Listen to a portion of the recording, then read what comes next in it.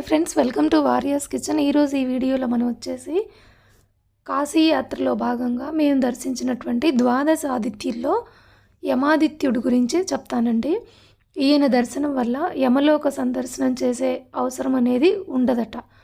అంటే ఈ యమాదిత్యుడిని కనుక చూసినట్లయితే, దర్శించుకున్నట్లయితే నరకానికి వెళ్ళే బాధ అనేది తప్పుతుంది అనేది కాశీఖండంలో వివరంగా చెప్పబడింది. దాని గురించి సూర్యభగవానుడి పుత్రుడైనటువంటి యమధర్మరాజు సూర్యభగవానుడి ఆదేశానుసారం కాశీకి వచ్చి పరమేశ్వరుని కోసం తపస్సు చేస్తూ ఆయన ప్రతిష్ఠించినదే యమేశ్వర లింగం అండి.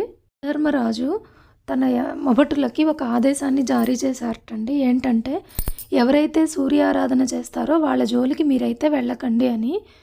కానీ సత్రాజిత్తు విషయంలో యమభటులు సత్రాజిత్తుని ఇబ్బంది పెట్టడం వల్ల సూర్యుని యొక్క ఆగ్రహానికి గురవుతారు.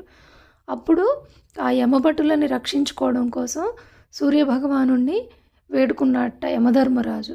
ఆ వేడుకోవడంలో భాగంగా కాశీ నగరానికి వచ్చి అక్కడ సూర్యుడిని ప్రతిష్ఠించి ఆ సూర్యారాధన చేసిన స్థానమే ఇదండి. అప్పుడు ఆ యమధర్మరాజు చేత ప్రతిష్ఠించబడిన ఆదిత్యుడే ఈ యమాదిత్యుడు. ఈయన్ని గనక దర్శించి పూజించినట్లయితే యమలోకాన్ని చూసే అవసరం ఉండదు అని కాశీఖండంలో చెప్పబడింది.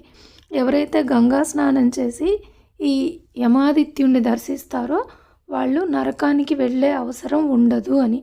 వాళ్ళు మాత్రమే కాదండి, వాళ్ళ పూర్వీకులు కూడా వెళ్ళే అవసరం రాదంట.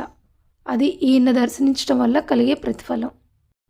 గంగా నదిలోని సింధియా ఘాట్లో ఈ యమాదిత్యుని దర్శనం అయితే మనం చేసుకోవచ్చండి. ఇదిగోండి, యమాదిత్యాయ నమః ఆయన మంత్రం. యమధర్మరాజు ప్రతిష్ఠించినటువంటి సూర్యభగవానుడు ఆయన. ఇప్పుడు ఆ ఆదిత్యుడిని చూపిస్తున్నారు, చూడండి మీరు కూడా. सूर्य भगवान और ये सूर्य भगवान है, ये संध्या देवी, छाया देवी, ये यमादित्य। ओके, छाया देवी, संध्या देवी, सूर्य भगवान. ఇక్కడైతే ఎవరు పూజారులు ఉండరండి, ఎవరి పూజ వాళ్ళు చేసుకోవడమేను ఇక్కడ.